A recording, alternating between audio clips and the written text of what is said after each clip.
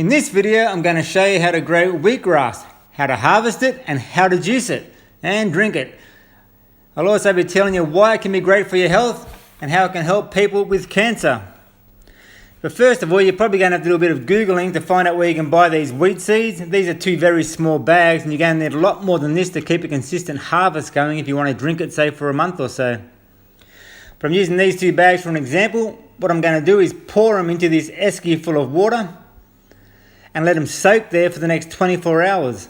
The seeds are completely submerged in this water, so the water is completely covering the seeds. I'll put the lid on the esky so they can soak for 24 hours in darkness. The water here, once drained off, they say can be good for you if you drink it. It's called Rejuvelac. It can be a scum on top of this water, so you'll take that scum off after 24 hours, and they say the water is good for you to drink. Rejuvelac, do some research on that. But there's stage one in growing wheatgrass. It's been about 24 hours, so now it's time to drain the water. I've taken 3 seeds out. You might be able to see them just starting to sprout. That little things coming out the end of them. So the seeds are starting to sprout. So now it's time to drain the water. The water's pretty clean, by the way, if you look in there. Sometimes when you take your lid off to drain this water, there'd be like a scum on top. If you're going to do your Rejuvelac, you'll have to, like I said, have to research it yourselves.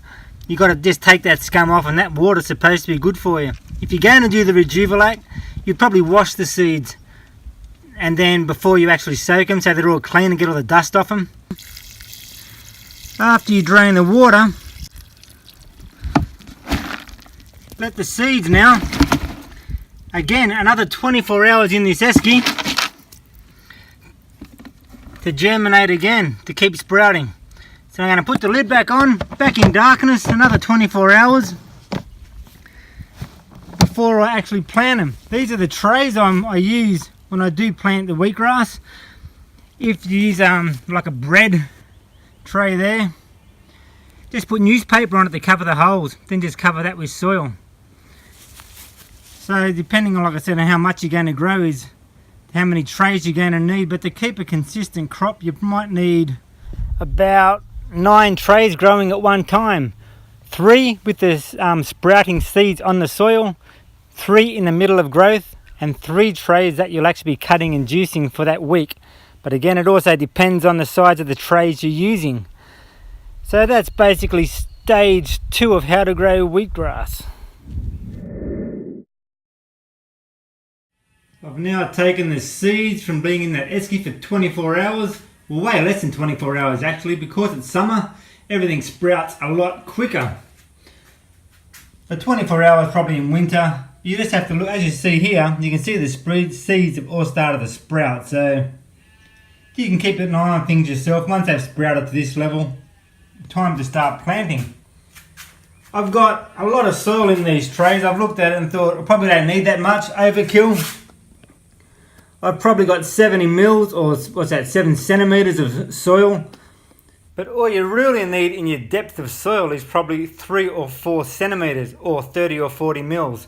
That should be more than enough to get your wheatgrass growing really well. So now they've sprouted, all I do is sprinkle them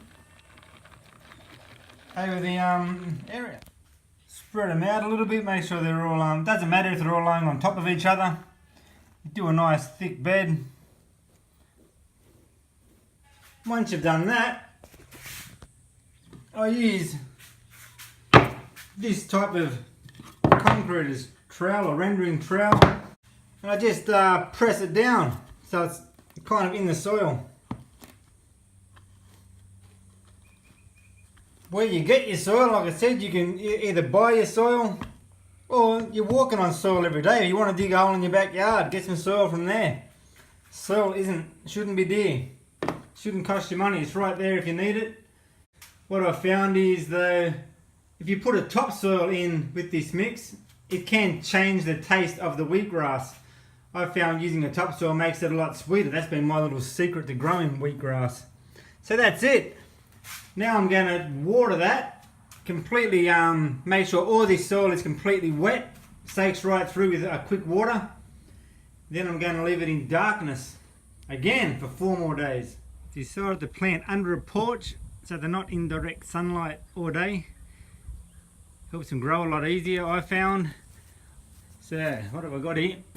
Yeah, I've just put them on top of a wheelbarrow. Sure, birds and rats can get them, but I'm going to have a gamble and say they won't. I've got this shade cloth now. You put the shade cloth over top of them, and I'll probably leave that on there for up to 4 days as well. I'll take the shade cloth off each morning, and I'll give them another quick water, not as soaking as today's first water, but a quick water every day as well to make sure the soil stays moist and the seeds keep sprouting. So what's so good about wheatgrass? I recommend get the Ann Wigmore Wheatgrass book. It's only a small book, but it's got all the good things wheatgrass is good for, or the uses of it, and why it's so good for you. And one of the great things with wheatgrass is it's full of chlorophyll. Chlorophyll is the blood of a plant, and that blood of that plant is very similar to our own DNA. It's supposed to oxygenate the red blood cells, so it could also be good for people with, say, anemia. But people I've known who've had cancer, who've been in the middle of radiation or chemotherapy, all have had their red blood counts improve dramatically when taking wheatgrass. They were getting tests, so the proof is right there for me. They've showed it to me. So there's something I haven't read. I've actually spoken to people, and that's why I know that that's been the case with all these people, everyone who's had the wheatgrass. However, these people on chemo and radiation could only take about 5 mils of wheatgrass at a time because the chemo radiation is destroying the entire body. The wheatgrass is building everything up, therefore creating an elimination of all the toxins in their body. So they really didn't work well with them in the middle of chemo and radiation. So they started taking more of it after they finished their treatments. Most people probably take up to 30 mils to 60 mils 3 times a day or more, whatever their body could handle. Wheatgrass is also full of B17. B17 is said to destroy cancer cells if you do your research on that. So, that's right, there's also a new person who was on drugs who was taking it. Well, he got off drugs, he took it for about a year, but he was getting off drugs and he swore by it. He loved it, he said it made him feel lightheaded, but he said his well-being, he just felt great while on wheatgrass, and he took it for over a year. So there's plenty of great things with wheatgrass. Do your research. It's a bit of a superfood. There's other things in that Ann Wigmore book that wheatgrass can be used for other than just drinking it. But if you're going to take the powdered versions, also powdered and supplement wheatgrass tablets, a lot of them don't have chlorophyll in it, or they've taken the chlorophyll out, or it's been destroyed in making of it. So therefore, I don't believe it's close to being as good as the fresh stuff. You really want that chlorophyll. I think that's one of the super components of wheatgrass is how the chlorophyll works with our own body. So forget the powders and supplements, but if that's all you can get, sure, it's better than nothing at all. But try to get it fresh wheatgrass juice and grow it yourself and juice it. Awesome. So it's only been 3 days, but I'll take the top off now, or the shade cloth, and as you can see, that's how far they've sprouted because of the heat. I water them every day. I've taken the tarp off, give them a quick water every day because it's been around 35 to 40 degrees.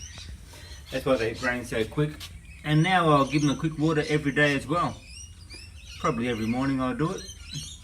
And in about 7 days, they should be about 6, 7, 8 inches high. Time to cut, time to juice, time to drink.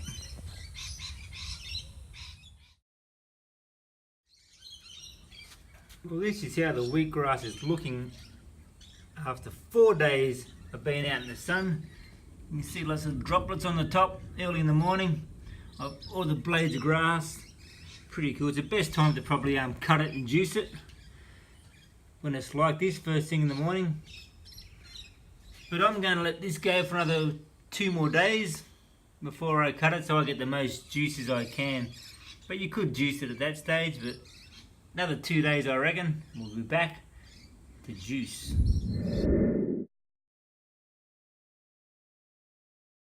It's been about 11 days since the very start to finish, and I think this is about time to juice. I could let it go a bit longer, but I want to start juicing. All the droplets are on top. I think the best time to cut and juice it is in the morning when it's standing at its tallest and it's rising with the sun. I think that anyway. Look how green it is. Oh, the chlorophyll, awesome. So let's cut and juice. Grab some scissors, cut the grass as low as you can without getting dirt, obviously. I'm going to cut this morning what I need to juice, and then I'm going to come back and cut it as I need it and let it continue to grow. All you need is around 30 mils of this, 30 to 60, up to 3 times a day or more. It's up to you, but they say 30 mils is equivalent to a kilogram in vegetables in nutrients. So I might get enough just for today. So I'm not sure, I haven't done it for a while.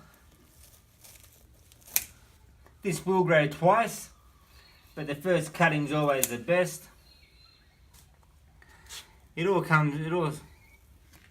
can't pull it out, but that's just one mat. So when that's finished, once you've cut it all, let it grow again, or just pick that up as a mat. It comes out all together, the soil is all combined with the roots. Put it back in your veggie patch, compost it, or to put it in the patch as the mat and let it grow and go to seed. Okay, let's have a juice. Now these are the juices I use. As you can see here, it's an auger. It squeezes the grass and or any vegetable that you might put in there, and squashes the juice out rather than smashing it up and blending it like bladed juices.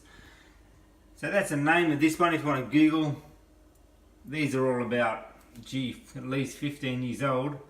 So the screen on this one will go in there. This is a cheaper one, and you put that in there and all the pulp comes out the end. But I'm going to use this one, much more expensive one with twin augers. It's a way better juice. If you're going to do litres and litres of juice, this thing doesn't clog up and you can just juice non-stop all day with this one. And of course it's got this, how does this work? There's a juice coming through there. But this is the better juicer and it creates a lot more juice as well. There's a free plug for the company if they still exist. So this is the cheaper one. If you're going to do just a glass or two, not a problem with this one, you can get the job done. But if you're going to juice litres and litres and often, this one here has been awesome. And this one here also is about 13 years old and we've used that commercially. So pretty cool. On with the juicer, pick the grass up, feed it in. Quite simple. Didn't have enough grass, so I'm going to cut the rest of it now. And the juice I've got left over after I cut, I'm going to leave in the fridge. Because of the cold pressed juices, the machines I've got, this juice will last in the fridge today, the day I juice it, plus 3 more. So it's about 4 days all up. It'll last in the fridge if you juice it all. But you are better off cutting it as you need it. Back into the juicing. The reason I've got these 2 bottles, I use the dark bottle so no light can get through to the wheatgrass because it breaks it down quicker. And there I have my 30ml shot glass.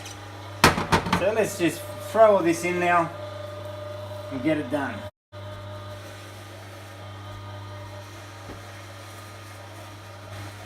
That's the pulp. You can see how very dry it is. The animals will love that. You could use that for cooking maybe, I don't know. But that's how good this juicer is. This shows how much it sucks out of, or it breaks everything down. Alright, didn't quite get as much as I expected. Maybe the hot weather dried it out a bit. But you can see there's a bit of foam on top. So I'm going to strain that off. Pour it in the jug just so I can show you how many mils. Not much. So if you're going to do this full time, well not full time, but let's say 5-week period or so, you'll probably need at least a 10 kilo bag or more. So what did we get? We got, 200 mils, not much at all. Let's have a shot. 30 mils shot. This can cost up to $2 to $3 in your shops. Let's see what happens. It's been years since I've had a hit.